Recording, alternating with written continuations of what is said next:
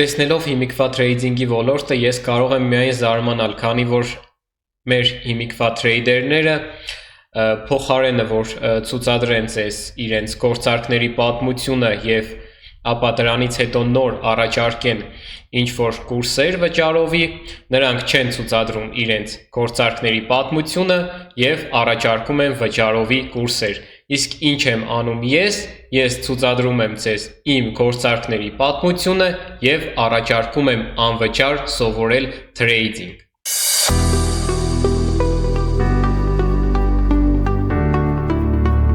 Բարև բոլորին, դուք Phoenix Trading ալիքում եք եւ մենք այսօր կսկսենք մեր թրեյդինգի դասընթացները։ Այսօրվա մեր դասընթացին մենք կսովորենք թե ինչ են իրենից ներկայացնում ճապոնական մոմերը, այս կանաչ եւ կարմիր մոմերը, բայց մինչեւ այդ ես ուզում եմ ձեզ ցուցադրել կրկին իմ կատարած պրակտիկ գործարքները։ Այս վիդեոյի ընթացքում ես աշխատում եմ $90 կամ եթե վերածենք մեր կուրսի, ապա 34,000 դրամ եւ ընդհանուր 4 րոպեում ես վաստակեցի 34,000 դրամ։ Եվ հիմա, սիրելի նոր սկսնակ թրեյդերներ, մենք սկսում ենք մեր առաջին դասընթացը թրեյդինգի ոլորտում։ Մեր այսօրվա դասը կապված է ճապոնական մոմերի հետ։ Եթե դուք ուզում եք գումար վաստակել թրեյդինգում, ապա դուք պետք է ունենաք TradingView-ի արդեն իսկ դասավորված կայքը։ Դասավորվածությունը հետևյալն է, ես առանձնացրել եմ այն արժույթները, որոնք որ կան մեր Pocket Option կայքում։ Ես այստեղ ընտրել եմ ճապոնական մոմերը, ցավոք սրտի չկա այս կայքում հայկական լեզու, բայց այստեղ լեզվի հետ կապված այդքան էլ խնդիր չկա, քանի որ մենք կատարելու ենք վերլուծություն նայելով ընդամենը այս մոմերին եւ սլաքներին եւ գծերին։ Այդ իսկ պատճառով այն մարդիկ, ովքեր չգիտեն ռուսերեն, մի կվախեցեք, քանի որ լեզվի չիմացությունը ձեր համար խնդիր չի լինի։ Այստեղ մենք ընտրում ենք японские свечи ճապոնական մոմեր,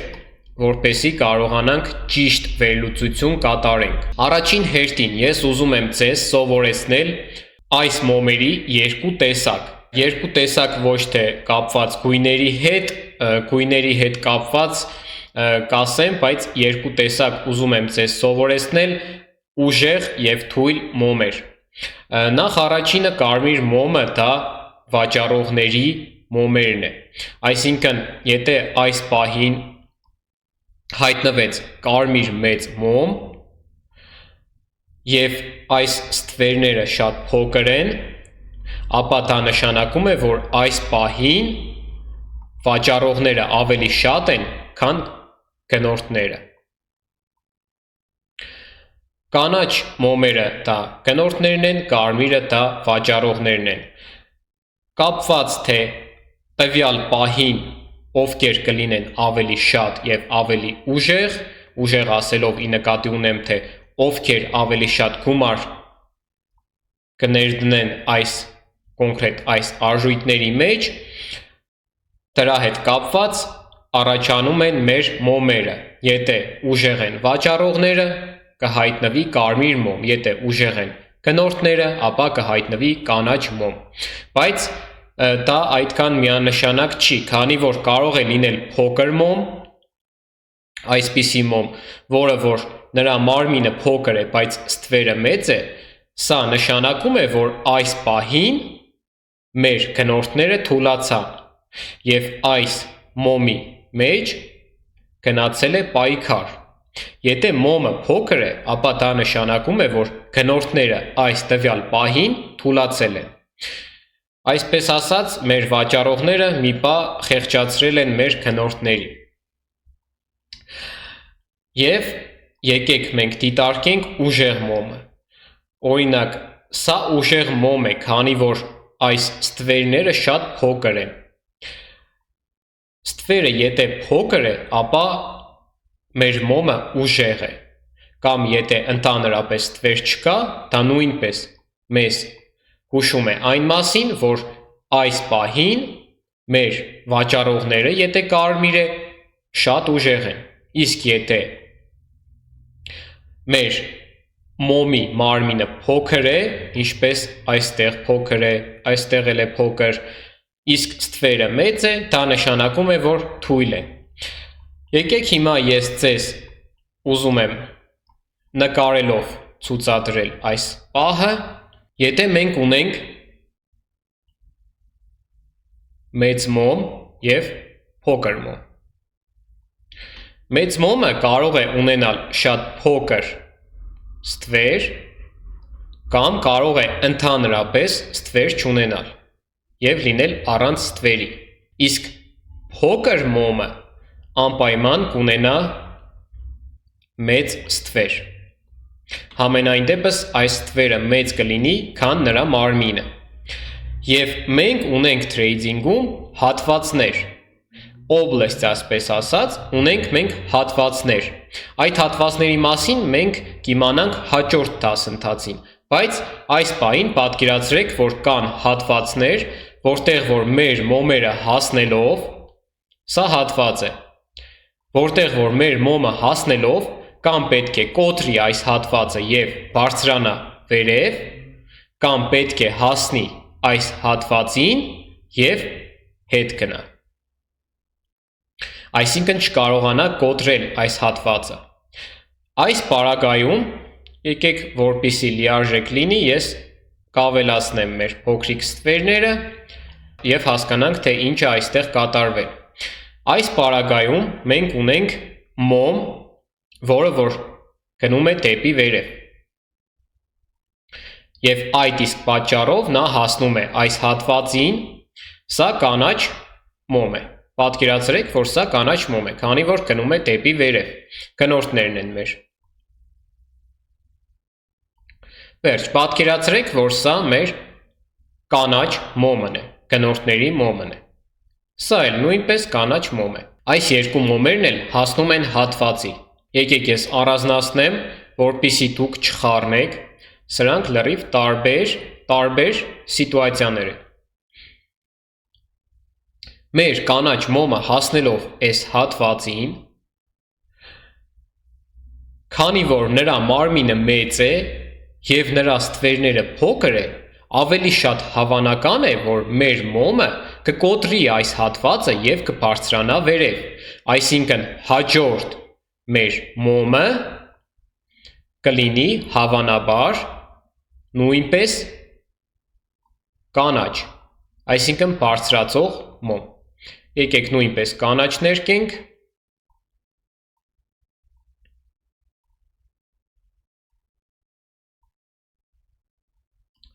Իսկ այս պարագայում, քանի որ մեր մոմը ունի փոքր մարմին և ունի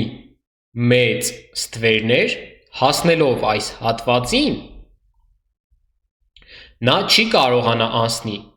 մեծ հավանականությամբ, չնայած որ ասեմ իմանաք, կապված է նաև այս հատվածի ուժգնությունից, այսինքն այս հատվածը մեր, եկեք ես ավելի խոշոր եմ ուզում նկարել մեր հատվածը, եկեք ինչ-որ նեյտրալ դեղին գույնով ես մեր հատվածը նշեմ, սա մեր հատվածն է։ Մեր հատվածը նույնպես կարող է լինել ուժեղ կամ թույլ, բայց դա կլինի մյուս դասին։ Հիմա այս պարագայում մենք համարում ենք, որ սա միջին ուժգնության հատված է, այսինքն եթե մեր մոմը ուժեղ է, ապա այս միջին ուժգնության հատվածը կկոտրի և կգնա վերև։ Եթե մեր մոմը թույլ է, ապա չի կարողանա կոտրի և կհասնի այս հատվածին և կիջնի ներքև։ Այսինքն հավանաբար մեր հաջորդ մոմը կլինի կարմիր։ Եկեք միանգամից կարմիր նկարենք։ Հավանաբար մեր մոմը հաջորդ այս հատվածից կլինի կարմիր և կարող է ունենալ նույնիսկ այսպիսի մեծ ստվեր։ Եվ ինչ մենք հասկացանք այս դասից, կա երկու տեսակի մոմ, ուժեղ և թույլ մոմ։ Ուժեղ մոմը դա այն մոմն է, որը որ ունի մեծ մարմին և փոքր ստվեր,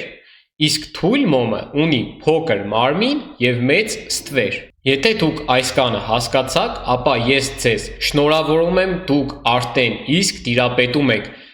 ընդհանուր թրեյդինգի գիտելիքների 30%-ը։ Եկեք հիմա պրակտիկորեն դիտարկենք մոմերը եւ հասկանանք։ Եկեք դիտարկենք ուժեղ եւ թույլ մոմերը։ Մեր կարմիր մոմը ուժեղ է, քանի որ նա ունի միջին մեծություն մարմնի եւ չունի ստվերներ։ Այս կանաչ մոմը նույնպես կարող է լինել ուժեղ։ Հիմա կասեք, ինչու ուժեղ, եթե ներքևում կա ստվեր, բայց ես կասեմ, որ այստեղ նույնպես թաքնված է մի փոքր գաղտնիք։ Եթե կանաչ մոմը ունի ստվեր ներքևում, ապա դա ուժեղության նշան է։ Իսկ եթե կարմիր մոմը ունի ստվեր վերևում, ապա դա ուժեղության նշան է կարմիրի դեպքում։ Եկեք այսպես դիտարկենք։ Եթե կարմիր է եւ ստվերը ներքևից է, ապա այն թույլ է։ Եթե կանաչ է եւ ստվերը ներքևից է, ապա այն ուժեղ է։ Իսկ եթե հակառակը կանաչ է, ստվերը վերևից է, ապա մեր գնորդները թույլ են։ Եկեք նկարենք, եթե այս պարագայում մենք ունենայինք մեծ ստվեր վերևից կանաչի դեպքում եւ չունենայինք ստվեր ներքևից, եկեք ուղղակի սա վերացնենք, չկա այս ստվերը, պատկերացրեք, որ ներքևում ստվեր չկա։ Ունենք վերևից ստվեր, ապա սա թույլ է, քանի որ կանաչ մոմը վերևից եթե ունի ստվեր, ապա այն թույլ է։ Իսկ հակառակը, եթե վերևից չունի ստվեր եւ ունի ներքևից ստվեր, ապա այն ուժեղ է։ Իսկ կարմիրի դեպքում լրիվ հակառակը, հարգելի նոր սկսնակ թրեյդերներ, եթե ներքևից է, ապա այն թույլ է, եթե վերևից է, ապա ուժեղ է։ Եկեք այսպես դիտարկենք։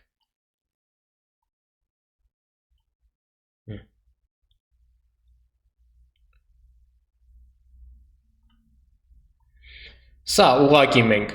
համարում ենք, որ չկա, եւ եկեք այսպես դիտարկենք։ Կանաչ մոմը, որը ունի վերևից ստվեր, թույլ է։ Թույլ է։ Կարմիր մոմը, որը ունի վերևից ստվեր, ուժեղ է։ Եկեք այսպես, ուժեղ է։ Կանաչը վերևից ունի ստվեր, թույլ է, կարմիրը վերևից ունի ստվեր, ուժեղ է։ Իհարկե, եկեք չդիտարկենք այս մարմնով, քանի որ մարմինը փոքր է, բայց ուղղակի եկեք պատկերացնենք։ Իսկ հիմա եկեք հակառակը։ Ինչպես որ այստեղ է երկուսն էլ ունեն ներքևից, ապա այս պարագայում լրիվ ընդհակառակն է։ Թույլ է մեր կարմիրը եւ ուժեղ է մեր կանաչը։ Սիրելի նոր սկսնակ թրեյդերներ, մի վախեցեք, եթե միանգամից չեք կարող ամբողջ ինֆորմացիան յուրացնել, ընթացքային ժամանակահատվածում կամաց քիչ դուք կսկսեք հասկանալ թրեյդինգը։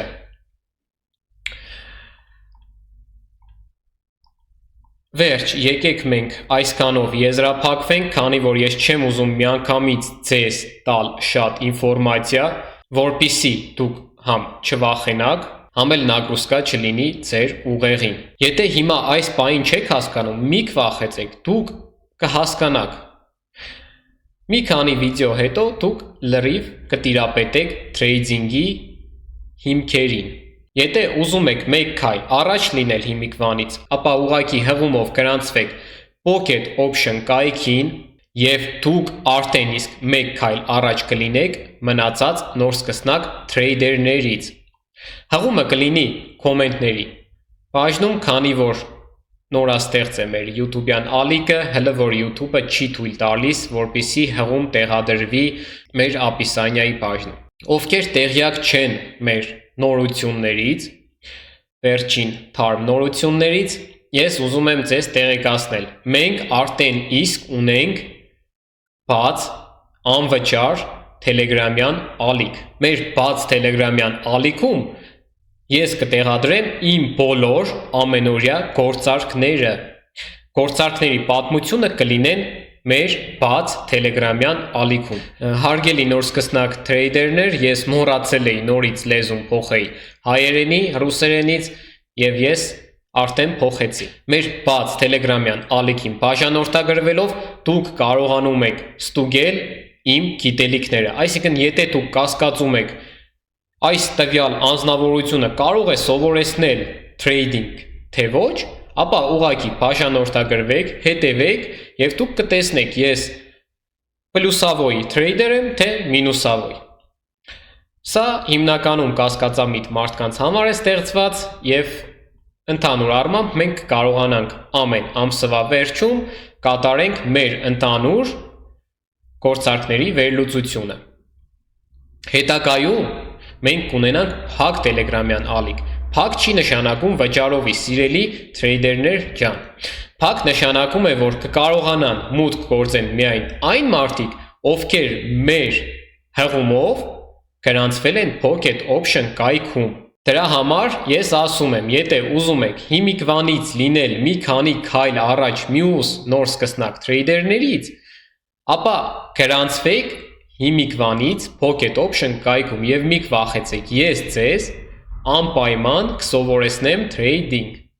Դուք կսովորեք վերլուծության առումով մի վախեցեք, այ trading-ի իրական դժվարությունը կայանում է կարգապահության դիսցիպլինայի մեջ։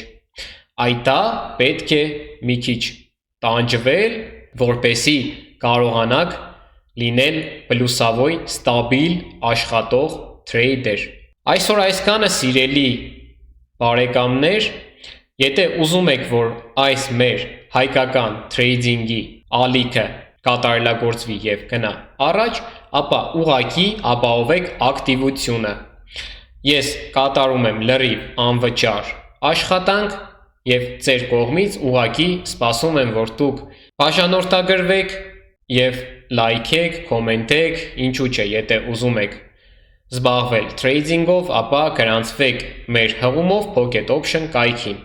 Ես ձեզանից ոչ մի գումար չեմ ուզում վերցնել, այդ իսկ պատճառով ուղղակի ապահովեք ակտիվությունը, որպեսզի մեր ալիքը գնա առաջ։ Մաղթում եմ բոլորիդ լավ օր եւ հաջողություն։